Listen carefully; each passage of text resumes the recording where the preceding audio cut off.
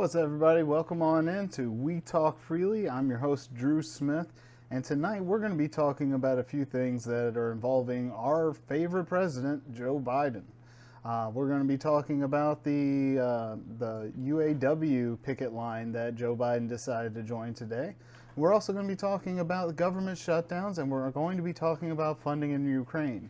And at the end of this episode, I'm actually going to reply with some evidence that was requested of me in the comments in the last episode.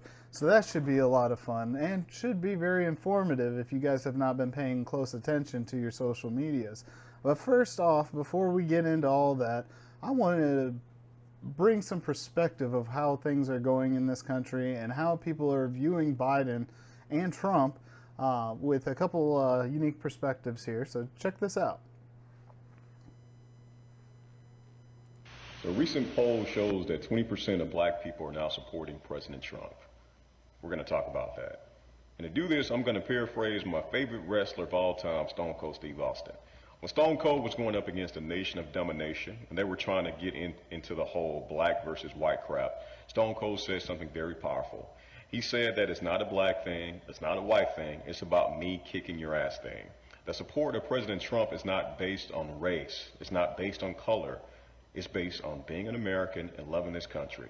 So we, the American people, we are ready to beat the ass of the establishment, of this corrupt system, of this corrupt oligarchy. It has nothing to do with race. So you guys want me to get specific, right? Well, number one, these indictments, and I pointed this out recently, guys, these indictments, we know that they're based on BS. We know they're trying to use it to send a message to President Trump and a message to the rest of us, that if you challenge their corruption, this is how they come down on you. Number two, the plight of the American people, not just black people, it was better under President Trump than it is right now. If you look at the economy, if you look at the rate of inflation, which has gone through the roof, if you look at the prices of homes, if you look at the price of gas, just across the board, things were better. Black people see that. The American people see that. We're not stupid. Now, it's true that the Democratic Party has had a hold on black people in this country for a long time. Well, guys, that dog don't hunt no more. Let's keep going. If you look at in terms of foreign policy, look at what Joe Biden is doing in foreign policy. He's sending billions of dollars overseas to a corrupt country like Ukraine, and now that has us on the verge of World War III while our country is breaking down. Joe Biden is doing that, not President Trump. I care about that not because I'm a black man. I care about that because I'm an American and because I love my country and because I'm a human being. That's why. The last thing, President Trump wasn't no hypocrite. He did not hold himself out as some choir boy. Meanwhile, if you look at somebody like Joe Biden, remember when he ran, he said he was going to restore dignity and honor to the White House? Well, now we know what he was talking about. Via him and his son, Hunter Biden, he was talking about cracks, prostitute, and corruption. Guys, President Biden is one of the most corrupt politicians in American history. And that's saying something because we've had a lot of crooks. I think he may be one of the biggest crooks. So those are the reasons why the American people, not just black people, are supporting President Trump. It has nothing to do with race. It has nothing to do with color. It has to do with love of country. That's why. And the next time somebody try to divide us with this race, oh, well, you're black, you can't support President Trump, tell them the quote that Stone Cold said. It's not based on color. It's about us, the American people, finally standing up and saying enough. We've had enough. Those are very strong words. Now, I know the video was very quiet, so I'm going to warn you on this next video that I got coming up. The audio is going to come in much louder. I've tried to balance them out as well as possible, but just headphone warning if you got your earphones in, be careful on this one.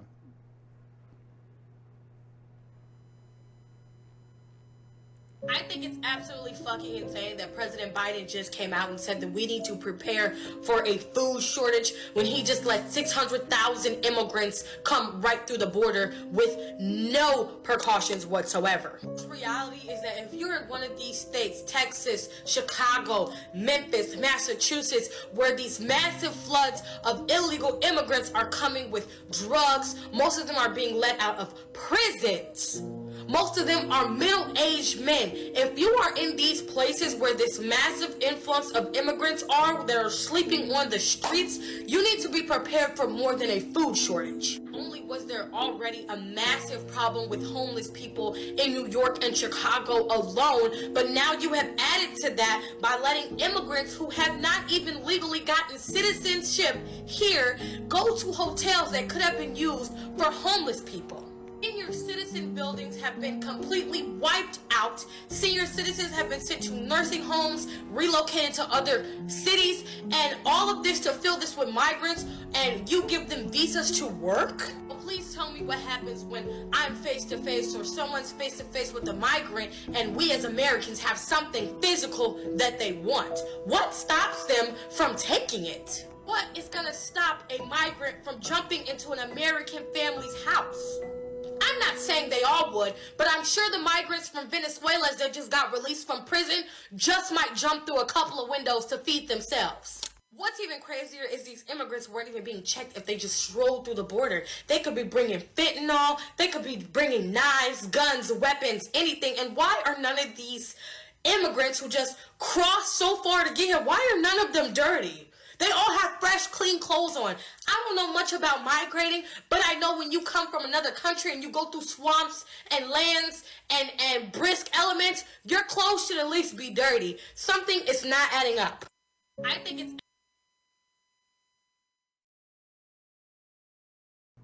Yo, she brings up some really good points and all that. Oh, of course. I hate it when Rumble does that. All right. But anyway, she brings up some really good points and all of that. You know, what happens when they come through your window? Well, that's why we have a Second Amendment. That's why we have the right to protect ourselves.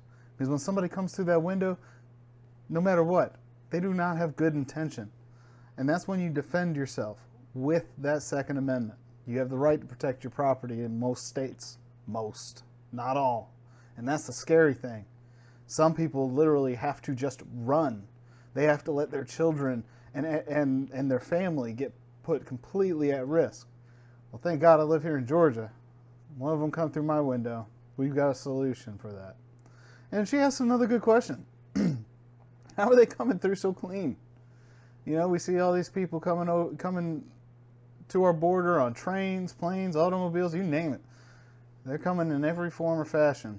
But they're coming through deserts. They're coming through some harsh terrains. But when they get to our border, they seem to be pretty well dressed. I think that's another question that we need to look a little bit deeper into. We need to find some more answers upon that. But those are two good perspectives I found on my timeline today. You know, and that's what this show's about. You know, I scour through my timelines, I scour through videos and news feeds and things like that, and I tried to bring you good talking point information because, you know, like the show is named, we talk freely. And so I want to talk about some of this stuff, some of the things that we're seeing every day. But moving along into it, I don't know if you guys know, but Biden ended up going to join with the protesters for the automotive protesters, the United Auto Workers. Pardon me, I'm a little tired. It's a little late at night, so I'm a little brain fogged today. So he went down there to join, and it's a little clip from the Post-Millennial. I'm not even going to put audio to it, but you can see that he went down there, and he did a good little photo op and stuff like that, and tried to make it look like he's a person of the people, you know. And he even said to the picketers that they deserve to be paid more. Now, don't get me wrong. I'm not against that point per se.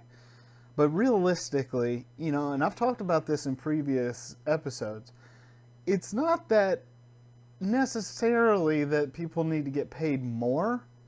The problem is they need more value for what they're getting paid. As we see over and over again, as the national debt ceiling keeps getting put up higher and higher and higher, that means more and more money is being printed. And if we print more money, we're taking from the value of every single dollar printed before to make that money. We're just increasing debt and losing value overall. That doesn't help anybody. And so when you think about this whole thing from a value state, it doesn't matter how much you pay somebody. You can keep paying them more and more and more and more and more, but as the prices of things start to rise to compensate more and more and more and more, that makes every single pay raise more and more worthless. Now, if y'all remember, so many years ago, everyone was fighting for 15. I think that was the exact slogan, right? Fight for 15. And now people are getting paid $15 an hour all over the place. Well, maybe not our firefighter friends and paramedics, which should be paid way more, regardless of the economy. But, the fight for 15 kind of won. It slowly won. And a lot of people are getting paid that. But now products are 2 to 3 times more expensive. So for people that went from $8 an hour to $15 an hour, they're exactly in the same place they were years ago, if not worse. You see how that works? You can get paid all you want. I can pay you $200 an hour to go make a Big Mac or something. But when your gallon of milk costs $30, $40, that $200 an hour doesn't mean much, does it? It's like if I added like 10 boxes of cash to a Monopoly game. It would just make everything worthless. So we had Kevin McCarthy come out and talk about old Biden on the picket line. And I thought this was an interesting statement. Today he'll go join a picket line that he created. It'll be interesting to see those auto workers ask the president about his policies that subsidize electric cars that are putting them out of business and sending their jobs overseas. This president has failed time and again. We've got pickets across the country. We've got a border wide open. We've got embassies that have to be evacuated. We've got allies that are now turning to China. This lack of leadership under this president has failed us time and again.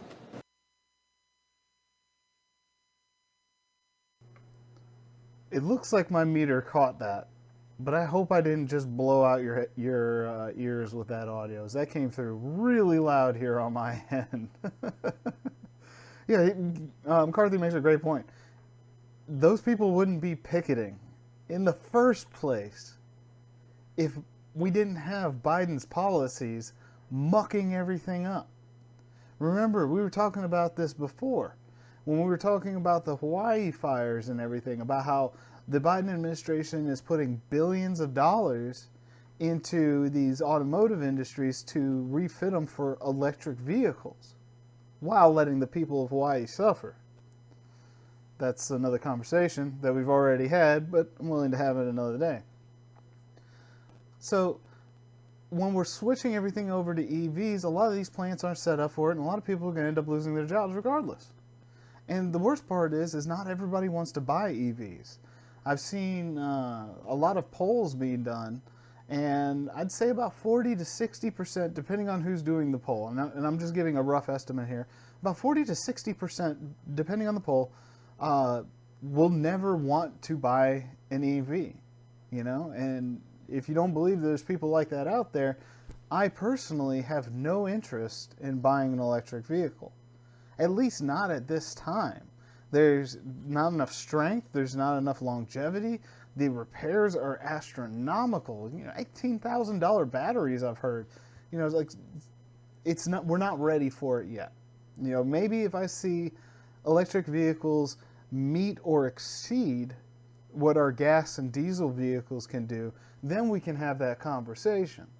But as it stands now, with the technology that we have now, with the current economic status that we have right now, and the cost of electricity to charge, you can count me out of all of that.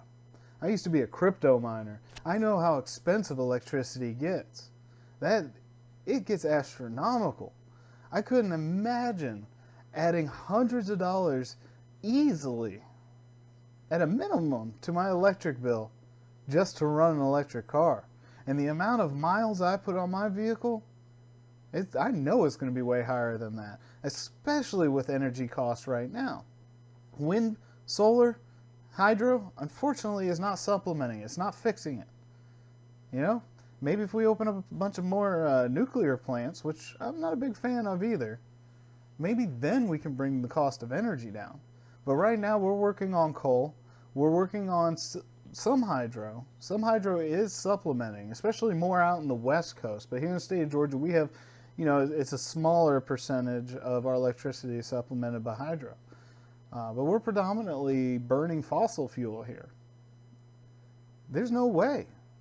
Our electric rates just shot up, you know, and we're looking to see more and more expansion on it, especially with what Biden is doing with fuel costs and the like. There's no way we can switch over to electric. Not in this household, anyway. So, moving forward in all of this, you know, let's see here. I think this was, this was something from RNC Research. And brace your ears again. Hopefully my audio isn't too loud again. Those on the picket lines had a message for the president about his forced transition to electric vehicles. Talk all day about research and all of that, but to see us here, seeing what we do, and see that we stand behind these companies. We have been the backbone of these companies for so long, trying to push us out to these electric vehicles. That's not, it won't last. You know, we're hard work. We have families. We need this. Yeah, that's a big thing, man. Like, he's just not looking, when he writes these policies, he's not looking out for normal people like you and I. You know, he's not looking out for them. He's not really looking out for anybody in that picket line. With him going down to the picket lines like he did, I think he spent like all of 12 minutes and then dipped off to a fundraiser from what I'm hearing. He just did that for a photo op. He says one thing, does another, and then shows up in front of the people and pretends to be on their side. In reality, that's what we've seen Democrats do for decade after decade after decade, at least my entire life. This is the exact same playbook over and over and over again, where people like you and me get completely screwed, and he gets to get his photo op. You know, moving forward here, we have Representative John James from Michigan, and he wants to say something about this as well. Look, I went down there to listen, and President Biden is coming down here to patronize. When he comes down here, he needs to talk about his policies and the fact that he actually doesn't hate fossil fuels. He doesn't hate oil and gas. He just hates American oil and gas.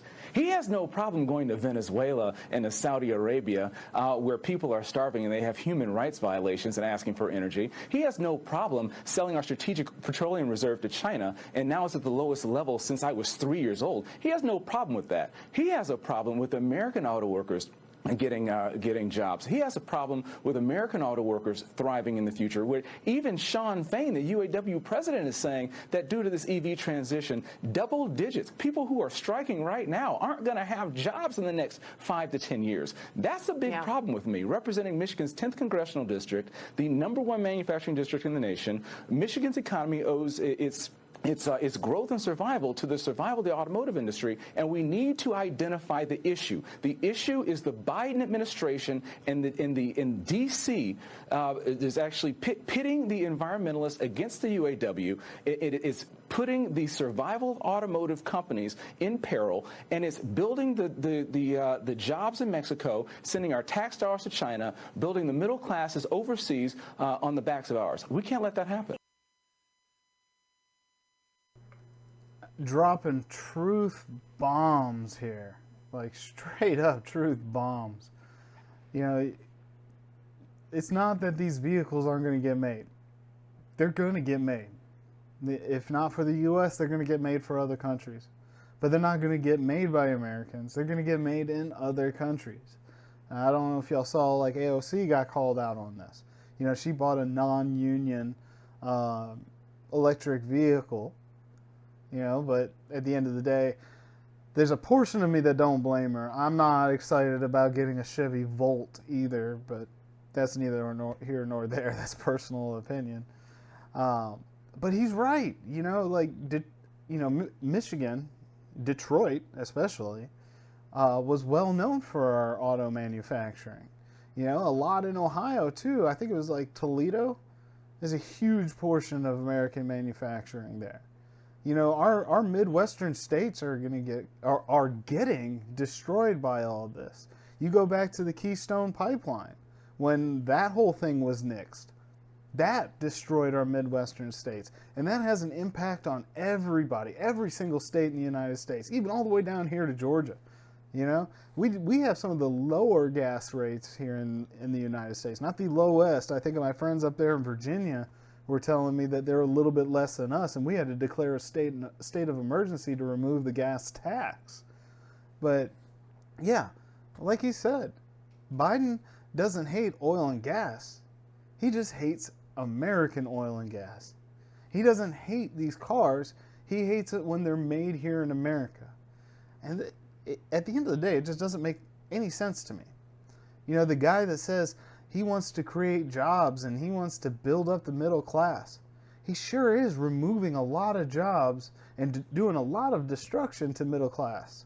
It's like he's trying to create a two-class system, rich and poor, because the middle, there's not much left of it. All of us are struggling. Have you seen groceries lately? Moving forward. So with all of this going on, Biden's got other problems in his lap with the government shutdowns looming. You know, and so he's complaining, and many Democrats across the board are complaining, that the shutdown will leave many Americans, hungry. In this article from Newsmax, you know, we'll go over this real quick, says that President Joe Biden and one of his top aides warned Monday that a federal government shutdown could cause widespread suffering, including a rapid loss of food benefits for nearly 7 million low-income women and children. Biden told a meeting on historically black colleges and universities that Congress's inability to fund the federal government would have dire consequences for the black community, including by reducing nutritional benefits, inspections of hazardous waste sites, and enforcement of fair housing laws. Interesting how he comes out to that community about it. Seems that he's always targeting the black communities as they are supposedly the poorer ones, right, Biden? I've heard you say stuff like that many a times. He said he and House Speaker Kevin McCarthy agreed a few months ago on spending levels for the government. Quote, "We made a deal. We shook hands," he said. Quote, "Now a small group of extreme House Republicans don't want to live up to that deal, and everyone in America could be faced with paying the price for it." Well, it's interesting now, when government shutdown is looming, now he suddenly cares about Americans. Going back to the Hawaii thing I mentioned earlier in many episodes before, what about care for them? You know, what did we see out of from the Biden administration for all those people whose homes were burned down? $700, $900 a person in total to recover from complete devastation? How's that going to help? These people can't even eat on that. These people can't survive on that. But yet, we got ridiculous amounts of money to go into electric vehicle manufacturing. Maybe you should have thought about that before spending all this money on ridiculous projects. President Biden, we're over $33 trillion in national debt. Our national debt has skyrocketed since we started implementing all these Democrat programs. All the way back, especially since the Obama administration. We've just been soaring up. Our dollar is being devalued, and we're just going further and further and further into debt. And Republicans are trying to do something to gain control of that. If we keep opening it up and we keep letting that price go up, again, like I was saying earlier, people are going to be wanting to get paid $200, $300 an hour for the most basic jobs just to buy some milk. Joe Biden's policies are exactly why we are here in the first place. Quit the extra spending, and things will get a lot better. But Biden has a solution that's going to save us all, as you see on this headline here. As Americans struggle with the cost of food and other basics, Joe Biden vows to take on the high price of concert tickets. Yes, that's right. So if you want to go see Taylor Swift or somebody like that, you could save some money with his new policies that he's going to push in. That's going to fix everything, right? According to the great Gateway Pundit here, Joe Biden is vowing to take on the high price of concert tickets. And while concert tickets have become incredibly expensive, this is probably not the main concern of most Americans. You think, Gateway Pundit? You think? I like the Gateway Pundit. Not being mean to them. Just like, holy crap. This is what our president, this is what this goofball is focusing on right here. Concert tickets. No, we don't have the money to go enjoy stuff like that. Wealthy people do. Wealthy people with parents' credit cards and that have like $1 million income homes. Yeah, they're going to concerts. They're the ones worried about it. You know, I used to go to concerts all the time. Literally went to 36 concerts in 1 year one time. I love the music scene. And yes, I agree, concert tickets have gotten ridiculous. But the reason these tickets are getting so expensive is because the bands require more to make their margins. The companies that are in charge of booking them require more to make their margins. The gas in a tour bus has gotten so much more expensive that they have to raise the prices. And then, of course, you know, like it says in this article, they're talking about all the extra fees that they're applying from the ticket providers. But that's all there for a reason. See, when you keep inflating everything at the government level, just like what was it, Reaganomics said, it has a trickle-down effect. Literally everything is getting more expensive. And realistically, the concert tickets themselves haven't gotten stupid more expensive, but everything else has. And to put our efforts into targeting concert tickets, when we have government shutdown and everything else looming, it hurts my head. It really does, folks. This is chaos. President Joe Biden appears to be joining the list of all the homies that hate Ticketmaster. It's no secret that the ticket market for sporting events and live concerts is somewhat or all the way corrupt. Those $45 tickets that you try to grab can quickly and almost always turn into $145 after all the service fees and transaction fees are tacked on. And lately, even the pre-sale ticket buying process has also been a disaster, with one of the more recent fiascos happening around Zach Bryan's upcoming 2024 Quitting Time tour. The man hates Ticketmaster so much that he legitimately named one of his albums All My Homies Hate Ticketmaster. But after trying out a different method to sell tickets last year through AXS, the country star went back to selling through all sites, and it was a disaster to say the least. Concert tickets are hard enough to get. You shouldn't have to pay surprise service fees on top of that. My administration is working to crack down on those junk fees so you know what you are paying for up front. Quote, President Biden, President of the United States.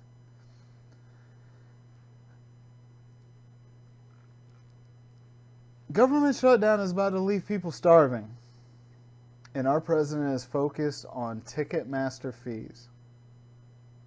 You know, maybe if we had more money in our pockets, none of this would probably be happening. Or maybe Congress could be attacking this for the president or somebody. Maybe we could afford to sue these companies. But instead, here we are with Joe Biden trying to pander to us. Yeah, this is how his legacy is going to be upheld. This is what everyone's going to herald him for 200 years from now. Remember that president that got ticket prices down in the middle of people literally starving in the streets? Moving forward. Rand Paul is fed up with all of this. And this is going towards the whole thing about Ukraine. You know, it's time we talk about that. I'll let Rand Paul say something. You know, headphone warning, just in case. They sent $100 billion and nobody's counting the money and nobody's looking for the fraud. And Ukraine's always been in the top 10 or historically been in the top 10 for corruption. So no, I think it's a huge mistake. It's an unpopular idea, and yet the leaders in Washington are dead set on ramming this down our throat. But I told them I am not going along with it. I will not allow my consent to let them push through more money for Ukraine, particularly when they have the gall to tell us they're going to pay Ukrainian government workers while our workers go unpaid. They sent 100. So if you don't know about this, so you hear about, I can't stand that. So if you don't know about all of this, the money that's been going over to Ukraine, not all of it's been going to the military. Some of it's going to businesses, or to small businesses. It's going to fund their government workers. It's going to their farming industries. And, like Tim Pool last night on his show said, Ukraine's just another colony of the U.S. at this point. We're funding everything, for the most part, across the board. You know, it might as well just be another state that we should just be collecting taxes from at this point. And it's getting out of hand. There, like he said, there's nobody vetting the money that's going over there. There's no audits being done. There's no control. I've watched so many different perspectives on Ukraine over the past few months. Even people on the left talk about a lot of the corruption and chaos that has been going on in the Ukraine. And I hear a lot of people echoing it here on the right. If there's that much corruption over there, that even both sides are talking about it, why on earth is there nobody watching that money? Why is nobody paying attention to those funds? That's very odd to me. The only reason I can think of is that something criminal is going down. We have a president that right now is being investigated for financial crimes. Hasn't been convicted yet. And so, like I say, in many other cases, he's innocent until proven guilty. But we have financial crimes there.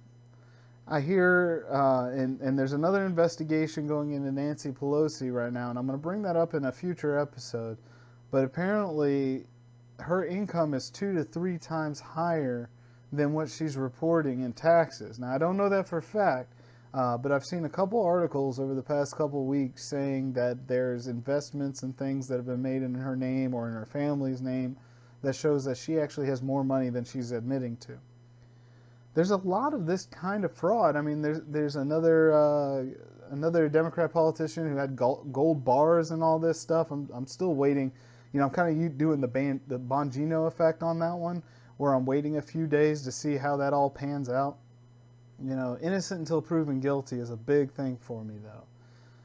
But so there's all these different types of frauds, possible frauds, not confirmed frauds, possible frauds, or just underhanded tactics or something that's going on. And you have all that within this administration, and yet there's still nobody doing the audits on the money that's going over to Ukraine. You know, they said it was $100 billion. It was actually like $118 billion the other day when I was checking this out. So we're already at $118 billion. And then right here from Major Retailer Green, if you see what's on my screen, 300 million plus another 50 billion to go into Ukraine? Are you kidding me? Or no, excuse me, 50 billion for the bill and a blank check for the Ukraine. Now I'm going to post this, all these links will be posted in the show below, in the comments below, or description, sorry, the description below. I will have every single one of these links, And you'll be able to go directly to this, and you can check out all of this stuff all you want for all the specifics. But yeah, this stuff is wild. And I understand why Republicans are saying no. We could keep the government open. And I think like Matt Gaetz and a few others have said this. You remove the Ukraine funding bill, just put it to the side. Pass everything else. And like Marjorie Taylor Greene, she had a video the other day saying, there's a lot of stuff that I like, and I'll go ahead and pass it right now. Just put the Ukraine stuff off to the side. She's not going to vote for the Ukraine stuff. Matt Gaetz is not voting for the Ukraine stuff. And many other Republicans are not voting for the Ukraine stuff. And I don't blame them. We need those audits done. We need to find out where this money is going. And with all the stories coming out in the past couple of days about how it's going everywhere in the Ukraine and not to just where it's supposed to be going for the military aid, I don't blame them. I don't blame them at all. So let's check in. How is the Ukraine doing? Another one from the Gateway Pundit here. Uh-oh. Russian forces destroyed depot with 3,000 tons of ammo in huge blast, and 2 Ukrainian MiG-29 fighters destroyed in attacks. The mainstream media doesn't want you to see this. That's a interesting picture right there. There, the complete failure of the counteroffensive is but a minor inconvenience as they chronicle every minor skirmish as a triumph for Kiev, and every successful missile attack as the beginning of the end for Moscow, according to the Gateway Pundit talking about mainstream media. The reality is that there is a war of positional battles going on, a situation in which the Russian war of attrition will always be victorious as they have more guns, tanks, ammo, and manpower. In the last few days, the Russians have continued depleting the Ukrainian infrastructure in ways that will turn the enter into a bitter experience, and also disrupting logistics and troop and equipment accumulations of the rear. Now, I've seen a lot of people reporting on this, and the reality is Russia's already gained the land that they were looking for in the first place. They've already pushed the Ukrainians out of the areas that they wanted, and they've already flattened a lot of the area. For the most part, on the surface, it looks like Russia already won, and Ukraine is just using our money to try to get it back. The reality of it is we're being bled dry for a lost cause. There's no way that this Biden administration-led military offensive with the Ukraine against Russia is going to win. And I hate to say it. I'm pro-America all day. But this isn't our war. Like how many times did I hear people on the left scream out about how we shouldn't be fighting other people's wars and, needless lives do not need to be taken. The reality of it is this was all provoked by NATO and a bunch of other outside forces. And this whole thing wouldn't even have happened in the first place if we would have elected a president that was strong enough to negotiate this whole thing into proper position. But instead, we got bumbling Joe Biden, who struggles with stares and isn't respected anywhere on the world stage. And so he's just taking money out of our pockets in a desperate attempt to cover for his failed foreign policy. Or, at the very least, to launder money into his pocket. At the end of the day, this is pointless. Reaching across the aisle to my friends on the left, who are very pro-Ukraine, they're very pro this war, death and destruction. Guys, I gotta ask you, where's all the real victory videos? Where's Vladimir Putin coming out and saying he surrenders? We're over a year into this conflict. We're over $118 billion into supplying the Ukraine aid. How many lives in total have been lost? How much more life has to be erased from this world for a war that people don't even want to fight in the first place? How much more death and destruction until you are happy? Like, I'm a conservative. We're supposed to be like the Team America guys, you know? America! You know? We're supposed to be those people. War hungry and ready to ride. And, well, partially right. I'm ready to ride for anything just. But this isn't a just war. This is awful. This is just a money consumption pit. A life consumption pit. You know, again, how many lives have been lost for this stupidness when all it would take was just one guy, one orange-skinned guy, to go in there and negotiate terms and get this thing fixed up. I mean, look at the whole time that Trump was in office. How many wars did he start? How many wars have been started since Biden has been in office? Do you think NATO would have made the pushes that they made if Trump was in office? In my opinion, no. Everyone was terrified of Trump. They were terrified that he was crazy enough to pull out the nukes. That's exactly what we wanted. We wanted somebody who seemed so strong and so chaotic in the brain that nobody would dare put another person's life at risk. And now here we are with a weak, feeble old president who can barely talk, and everybody is just walking all over him, and you and I are paying the price, literally, while other people are paying it with their lives. Something to think about. You know, I love the Ukrainian people too.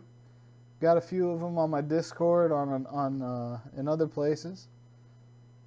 I ain't got nothing wrong with the people. But fighting a war that isn't ours, that shouldn't exist in the first place, just to make politicians look better? Nah, cut that. I'd rather be at war for oil than whatever this nonsense is on my screen. Whatever this Ukrainian war is, it's not a justified war. But I'm going to wrap that portion of the show up. And I wanted to end off with something different today. So, the other night, I had somebody jump into my chat, and they said, quote, "You blame kids being taught not to hate gays, even though the educators in your video say nothing about that. You just made that ish up. It's your feeling, no evidence. Again, seems your intellectual abilities are limited." So no evidence, huh? Limited intellectual abilities. Okay, let's talk about that. So, I didn't make any of that up. And I have no problems with educators or people in schools teaching kids to be tolerant to other kids and to not create problems or division. However, the inverse is exactly what's going on. These teachers are teaching kids to not hate gays, but they're not teaching kids to not hate straight kids or whatever kids. I won't say normal, but just they won't let kids be kids. That's the problem. My point was in the video the other day is that these teachers are spending too much time focused on social justice issues. They're not teaching math. They're not teaching science. They're not teaching English and language arts. They're not teaching reading. And that's why those teachers were talking about that the kids were at a 4th grade level in 7th grade. All right? My argument was that they were too preoccupied with other stuff to have the full amount of time they need to teach these children what they need to learn. Now, if you want to add social justice learning into the classroom. That's a conversation to be had when you give the teachers more time in the school. But right now, as it is, in like middle school and high school, you have about 45 minutes a class to teach kids about a specific subject. So think about it, you got 45 minutes to teach algebra, right? But what happens if that algebra teacher has to give a federally mandated lesson on X, Y, or Z issue? That takes away at least 1 or 2 days, maybe a week worth of education time. You know, if these kids have to go to like assemblies and different things like that, you know, obviously they're going to miss some classes. Maybe it's their algebra class, maybe it's their reading class. And that takes away from the teachers who are already overtaxed on time to cram all this stuff that they have to get these kids tested on, right? There's one thing that you forget when you're coming at me in these comments, especially if you don't have children, which I'm not making the assumption, but these kids test at least 4 times a year. They have these quarterly tests that they have to take to make sure that they're within the federal guidelines to get more federal funding. Most of these schools are vying for these federal grants and programs and all this, that, and the other. And that requires that these kids have to take time away from lesson plans to learn that stuff. But then, when you compile that with more stuff, like teaching your personal agendas, that stuff takes away even more time. Now you say I have no evidence, and so I'm going to bring this in. So this came out, I remember, a couple months ago, and this was really big. So here's the first day of school. My name is Teacher Roby. I am non-binary. I use they, them pronouns. For example, they are a great art teacher. They taught us how to draw stitch. Many of you already know that about me. Pronouns are super important for myself, for you. It's important that we get it right every single time. If you ever make a mistake, I'll just politely correct you. And you should also be making sure that you use those correct pronouns. Right away, day one, that's what they have to deal with. You have to learn about a new set of pronouns. You know, I'm not saying anything against the teacher. I'm not saying anything against the people. But already, the clock is ticking. From the moment that bell rings, that teacher's got this much time to teach that class. And now all these teachers are wasting the first few minutes of that class teaching pronoun sets and stuff like that. The teacher should just come to school professionally dressed. I don't know what's going on here, you know, but just come professionally dressed. If you have a certain lifestyle, that's fine. But if the kids need to know, they are more than welcome to come after class and talk to you about it within reason. You know, they can ask you real quickly what you are, and you can just say, I'm they, them, and then move forward. We don't need an introduction to gender pronouns when you should be teaching these kids their subject, because that's what the teacher or the parents are expecting. They're not expecting to have their kids to have to learn this other stuff. Number 2, younger children. And they, are you a boy or a girl? And Mash answers, I'm just a kid. But kids can be boys or They can be boys or girls. Yeah. Or maybe non-binary. Yeah. It was just like, There we go again. At that age, they're learning colors, they're learning shapes, they're learning verbal skills, they're learning mechanical skills, basically. Not mechanical skills, motor skills, sorry. They're not supposed to be learning about all this other stuff. Again, nothing against people that are of different gender sets or identities or ideologies. But this is consuming time away from proper education. Let's move forward. So I got a lot here to go. Looking here at this school, right here on the side of it, you see all these flags hanging in the window. Each one of those flags, there's going to be some education for it. Again, nothing against the movements or anything of that nature, but the teacher is going to spend time teaching everything that's on the walls in their classroom. And at the very least, there's going to be kids asking questions about the stuff that's on the walls around the classroom. But most likely, when these kind of flags, or any kind of flag, whether it's an American flag or it's an agenda flag like the Black Lives Matter or anything like that, there's going to be education lessons on that. Years ago, the teachers were talking about and complaining about that they did not have enough time to teach their kids regular subjects in school. This is still taking away time from teaching those subjects. Next piece of evidence for you. This comes from Bonner Springs, Kansas. Why would scholars need a pronoun guide and directions for changing their gender? These are charts and things that they will inevitably be going over in class. You know, whether it's a day that they set out to the side to teach these kids or not, this stuff takes away time. Look at this classroom. Going back to my point earlier about all the flags that were in the window. Obviously, in a classroom like this, you know, where we've got the flags and everything hanging around, there's going to be lessons taught specifically on this stuff, right? What about teaching books like these, right? This is U.S. Grant High School. Look at what they're having to draw. Look at what they're learning about.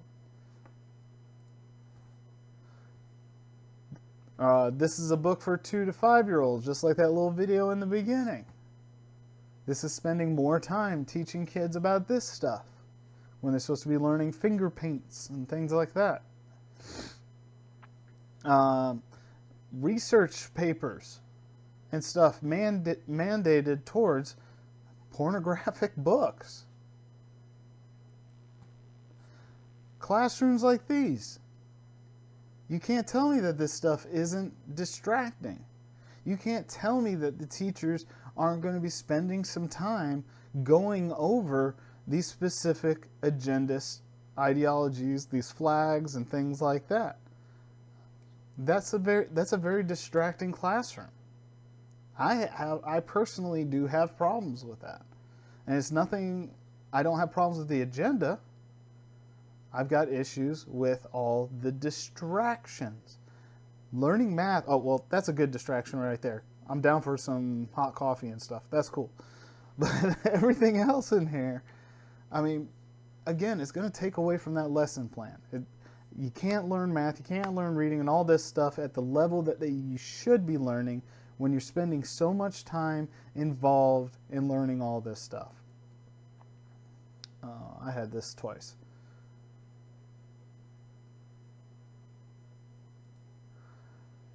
And so, I'm not the only one that feels this way. You know, to top this whole thing off, I want you to hear another parent that speaks very well about this issue. Maybe even better than I do. But check this out. Hello, everyone. I've been coming here for 5 years now, and I was going to talk to you about some practical things that I thought you could change about 3210. But I've changed my mind. I've been really confused over the last 5 years as to why we spend 45 minutes to an hour of every public meeting talking about how great everyone is and how great everything is in the schools, and now I've figured it out. I figured it out because all these people came here to defend you all from hurtful words. This is obnoxious. Let me just say, there is one goal for the educational system. It should be to prepare children to enter careers to be productive members of society. It is not a counseling session. It is not a self-help area. It is not somewhere to find yourself, and we should not be led by the children, for goodness sake. The children are called dependents for a reason. Okay, I'm going to stop it right there for a second because she's spitting facts. These kids are there to learn about reading, math, English, core subjects that they need to become successful adults. These conversations about everything else, the gender stuff, the political issues, all that, keep it maybe at the earliest your senior year in high school, if you have a class that can read, if you have a class that can do math. But all this other stuff is clouding the heads of children. I didn't have this nonsense, all this stuff being jammed down my throat when I was in high school. And we weren't attacking kids that were different like that. We may have attacked kids that were annoying and mean-spirited, but we weren't going after kids about their ideologies or their gender identifications.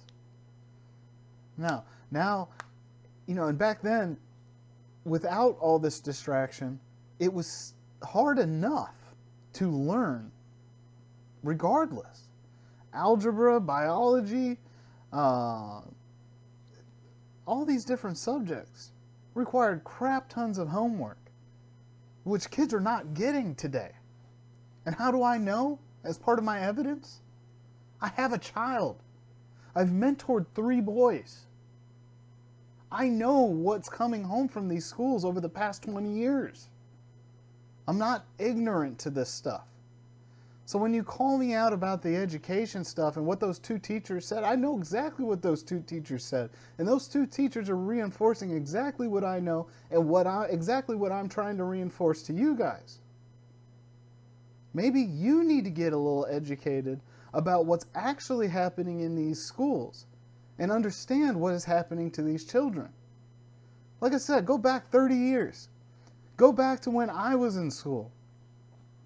The most distraction that we had was gang violence and fights in the schoolyard. We didn't have all this extra agenda stuff shoved into our classrooms, and a lot of us still struggled back then. Here we are, 30 years later, and these kids are struggling 10 times more than we are because they have so much of their day taken away by these ideologies, by these politics. It's crazy. My own daughter came home just the other day while I was on Discord with my friends from the UK. And she told me that her teacher taught her that, because of global warming and all the industrial pollution, that the UK is unbreathable and that they have problems with smoke and smog. I told my friends there on the call right then, there, immediately. My buddy from London, he's like, no. And it became a laugh fest. These teachers aren't teaching what is supposed to be taught. Instead of my daughter learning about our original presidents of the United States, she's learning about global warming stuff in her social studies class. She's learning about climate change, not global warming. She's learning about people's political agendas. She's not learning what's going to be tested at the end of the year. She's not learning what she's going to need to know when she goes off to college. She's not learning anything that she needs to learn to be a successful adult in these public schools. And so I, as a parent, I have to sit here. Instead of going to work full time, I've got to sit here with my daughter and catch her up on what she needs so she can be successful, because God knows these teachers aren't doing it. I understand what those teachers in the last episode were talking about. 7th graders that are at a 4th grade level. That's because parents are working 2 and sometimes even 3 jobs a day, and they don't have the time to compensate for the ignorant nonsense that many of these teachers are shoving down our children's throats. And so these kids, when they get to the time to take the tests, they're clueless. At best, they're multiple choice guessing and praying that they rolled the dice well enough throughout that entire test to pass. And they get passed anyway. They could get a 50 or a 40 end of the year average, and the teachers look at us and the administrators look at us as parents and they say, oh, do you want to hold your child back or do you want to push them forward? Might as well push them forward. Why embarrass them in front of their friends, right? All their friends are failing the same way, but they're going to promote, so might as well let my kid promote too.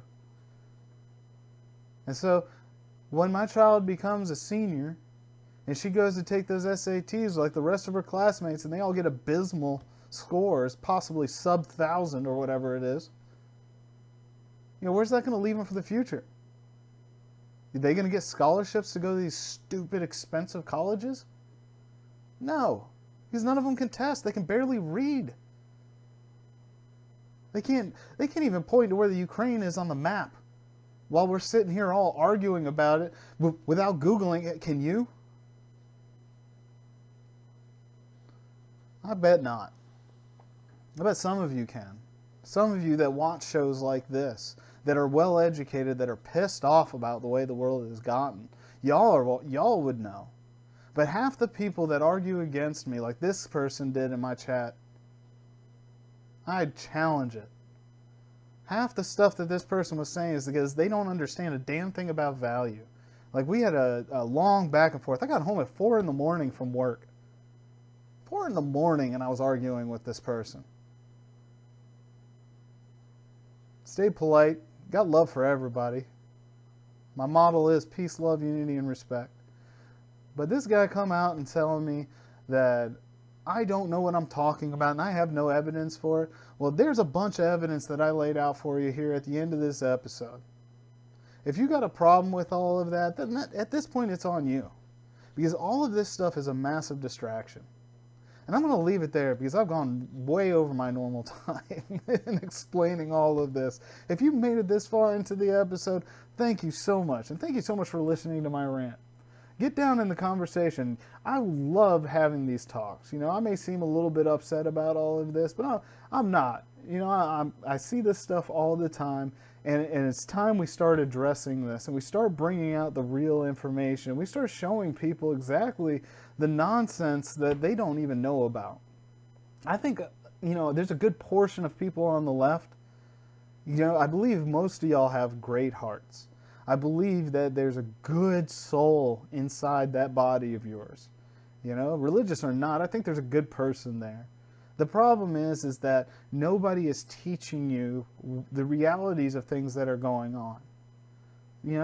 If you want to learn more and have some honest conversations, stay subscribed to this channel. Make sure you like it.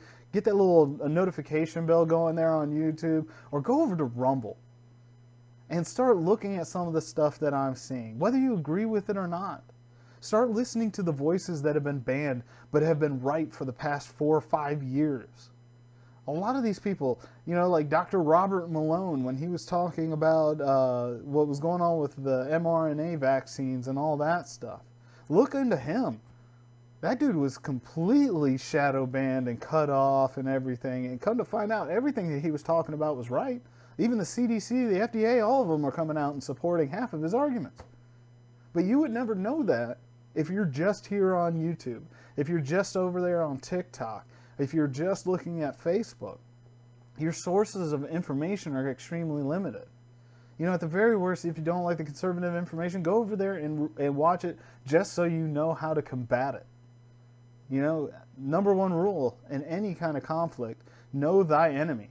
If you have no idea what we're talking about or where we're getting our information from, how do you honestly have a conversation and try to educate us about it? All those photos and everything that I showed you here about what's going on in our schools, that's not a bunch of Photoshop.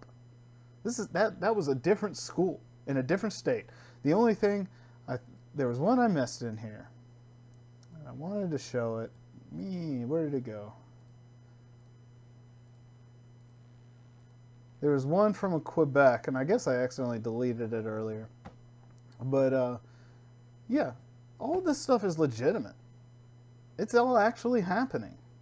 And some of you actually really like that it's happening. And I'm cool with that, whatever. We can sit down and have that debate. I'm not going to tell you you're wrong in what you believe. I'm just going to say that with this stuff, if you really want it to be taught to kids, there needs to be a couple things that need to happen first. One, you need to get more time for teachers. And so that means we need to get rid of summer break. Plain and simple. There's other countries that have year-round school, and they have more time to teach their kids. One of the arguments that this person brought up to me is that in other cultures, their education and everything is much better. Yeah, they have year-round school, my friend. They have more time to work with these kids. And these kids never get out of their routine because they're in school all year round. That also saves parents on childcare expenses throughout the summer, because not every parent or parent set has the money, time, or ability to take off a lot of time during the summer to watch their kids. Makes a huge difference. That's a few months that we have to take a knee on. We have to lose income on. And the kid gets out of that routine. And here we are in a cell phone generation, so what do half these kids do? They just sit there and they play on their phones for 3 months, sitting there on TikTok and stuff. You know? Another thing that needs to be done, number 2, I'll probably leave it at just these 2 things, minimum, that need to be done, is you got to get parents' permission. Whether they're non-religious families, Christian, Jewish, Mormon, Muslim, you name it. You got to get permission from the parents to teach this stuff. Plain and simple. They're not your kids. They're our kids. We, the parents. That's my daughter, not yours. If I want to raise my daughter a certain way, I'm going to raise her a certain way.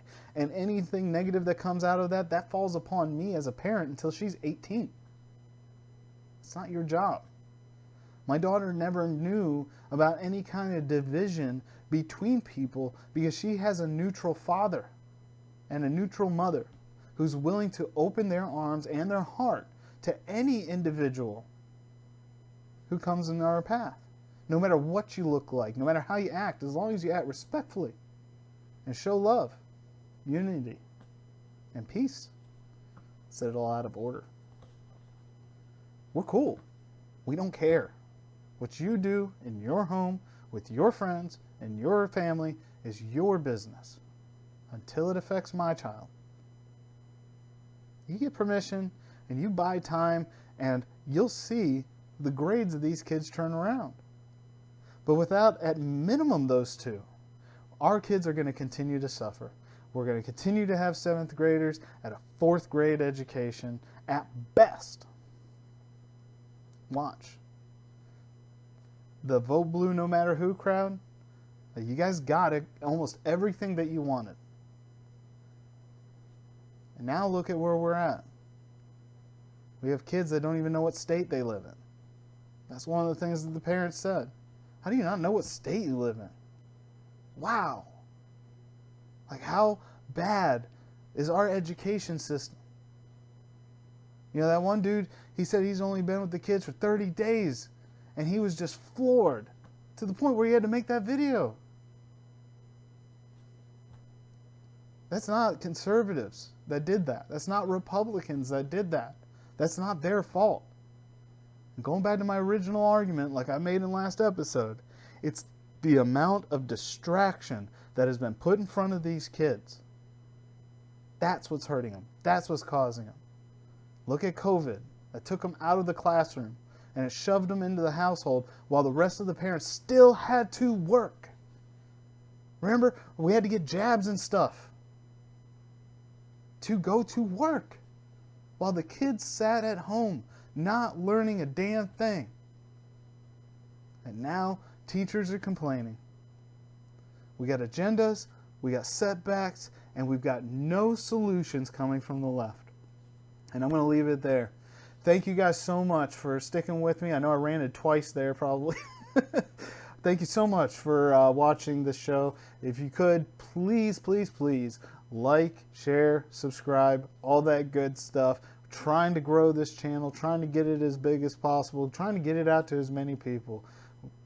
with peace, love, unity, and respect, I want to grow this show so more and more people can have neutral conversations. You know, one thing I didn't say about that conversation with Buddy here is that he started off very aggressive, but at the end of it, he was actually having polite conversation with me. And I appreciate that, by the way. I'm glad that you saw exactly what I was talking about being aggressive, and you toned it down. That's a great start to a good learning experience. We can all benefit from that. And that's what this platform is all about. Whether we agree or not at the end of the conversation, we're here to get these ideas out there. And I hope you learned something, as well as I've learned a couple things from what you said too, and I did some homework as well. I still stand by what I said. I don't agree everything, but I'm learning more about the perspective of people that disagree with me, and that's what I'm here for. So let's keep the conversation going. Jump down in the comments. Let me know. I've given you guys so much to talk about today. If not anything in the links, you probably got some things to say about me. That's cool. Just keep that peace, love, unity, and respect going. And until next episode, y'all stay safe.